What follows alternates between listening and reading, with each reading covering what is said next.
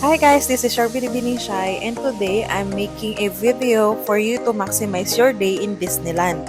And para hindi nyo ma-miss yung mga magagandang spot dito. Medyo mahaba lang yung video na to pero kung nagpaplano ka na pumunta ng Disneyland, sure ako na makakatulong to sa'yo. Una, download mo yung Hong Kong Disneyland app para alam mo kung nasaan ka, anong activity ang meron doon at kung gaano katagal yung waiting time. Sa app na to, malalaman mo din kung anong oras yung mga show. First part is the main street. Dito makikita niyo yung mga coffee shop, bake shop, souvenir shop. Bumuli na rin ako ng kape para may energy ako. Second part, ito naman yung Adventureland. Dito yung Jungle River Cruise, Grizzly, and Mystic Point.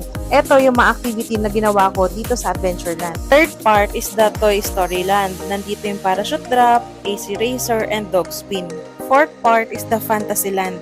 Yung mga activity dito medyo chill lang. But I highly recommend and suggest na try nyo pumunta dun sa 3D experience yung Mickey Mouse House Pillar Magic. Sobrang ganda. Yung sa fifth section natin, nandito yung It's a Small World or mas ang alam ko, Frozen Castle na yata siya ngayon. Wala akong ginawang activity dito. Pero nandito yung theater.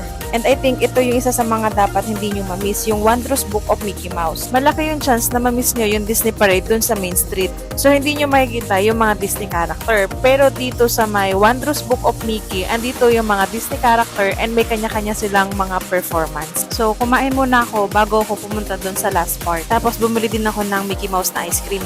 So nandito na tayo ngayon sa last part, which is the Tomorrowland. Yung mga activities dito, yung Ant-Man, Iron Man, Orbitron, tsaka yung makapigil hinga na hyperspace. So after nyo dito, pwede na kayong magpahinga or pwede na kayong dumiretso dun sa may castle para hintayin yung final show ng Disneyland, which is Momentus. Ito yun, pakita ko sa inyo. Sobrang magical talaga nung moment na to. Before us and what's yet to come.